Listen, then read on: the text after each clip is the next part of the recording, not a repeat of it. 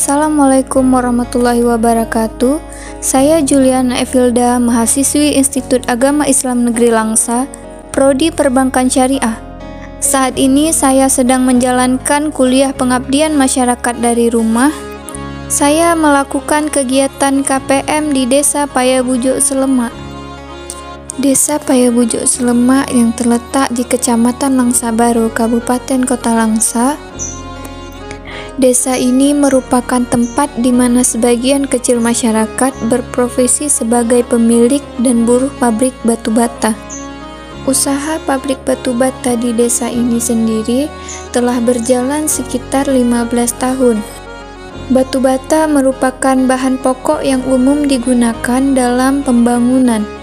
Pembuatan batu bata sendiri diawali dengan pengulenan tanah yang dilakukan dengan cara mencampurkan air dengan tanah liat dan kemudian ditraktor selama 30 menit.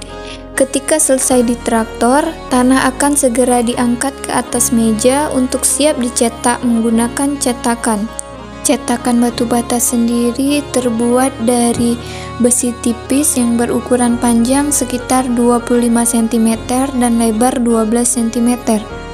Sebelum dimasukkan tanah ke dalam cetakan, terlebih dahulu dilumuri pasir-pasir halus agar tanah tidak lengket dengan pencetaknya. Hari bisa sampai berapa, Bu, kalau nyetak? Dari pagi sampai sore 1.000. Itu berapa, Bu, biasanya pendapatannya?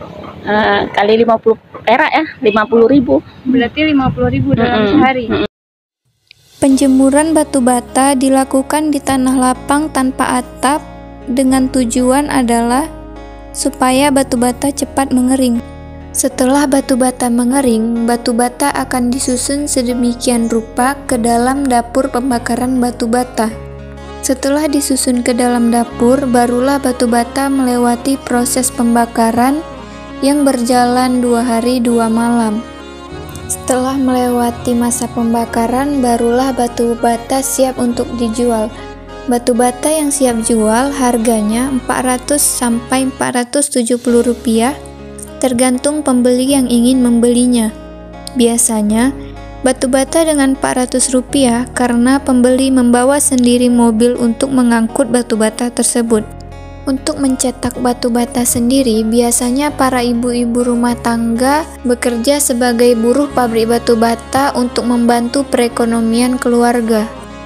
Pandemi COVID-19 yang muncul pada awal tahun 2020 membuat perekonomian menjadi sulit. Bukan hanya kesehatan yang diserang, COVID-19 juga membuat masyarakat mengalami kesulitan untuk memenuhi kebutuhan ekonomi. Dampak COVID itu ada, tapi tidak banyak, 30%. Gimana ya, orang mau bangun kan kadang nggak jadi ya kan. Gara-gara COVID ini. Dampak pandemi ini sangat berpengaruh terhadap berbagai aspek kehidupan, tidak terkecuali usaha batu bata. Di sisi lain, banyak usaha yang mengalami keterpurukan, namun usaha batu bata ini mampu bertahan meski diterpa pandemi COVID-19. Penghasilan dari usaha ini mengalami penurunan yang cukup signifikan dari biasanya. Wabah COVID-19 memberi dampak kepada usaha pabrik batu bata yang disebabkan terhambatnya pembangunan. Kalau nyetak ini kan upahnya cuma 50.000 satu hari. Itu pun kalau dapat 1.000. Jadi kalau udah musim hujan, kadang-kadang kalau hujan setengah hari bisalah dapatnya 500. Kalau misalnya hujannya agak panjang, dapatnya cuma 200. Kayak gitulah selama ini penghasilannya. Tidak hanya pandemi COVID, salah satu faktor penghambat usaha batu bata ini adalah cuaca.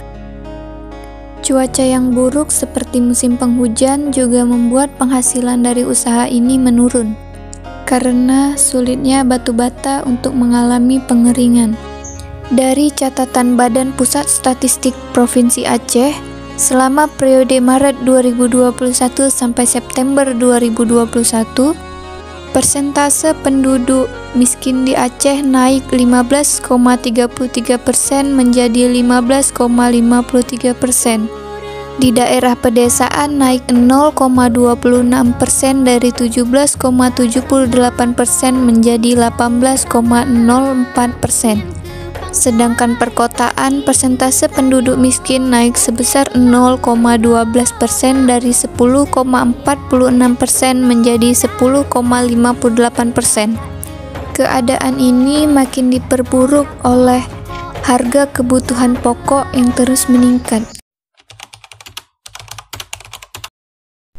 Harapannya COVID ini bisa segera berakhir, biar anak-anak bisa sekolah seperti biasa, perekonomian bisa berubah, penghasilan bisa berubah. Pandemi seperti ini supaya cepat berakhir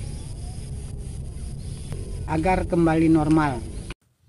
Dalam penanganan COVID-19, pemerintah telah menerapkan beberapa kebijakan seperti peredaran vaksin dan penerapan protokol kesehatan di setiap aktiva kegiatan agar masyarakat lebih terlindung. Dengan demikian, harapannya masyarakat akan kembali menjalankan kegiatan tanpa adanya hambatan seperti pra-COVID-19. Sekian dari saya. Assalamualaikum warahmatullahi wabarakatuh.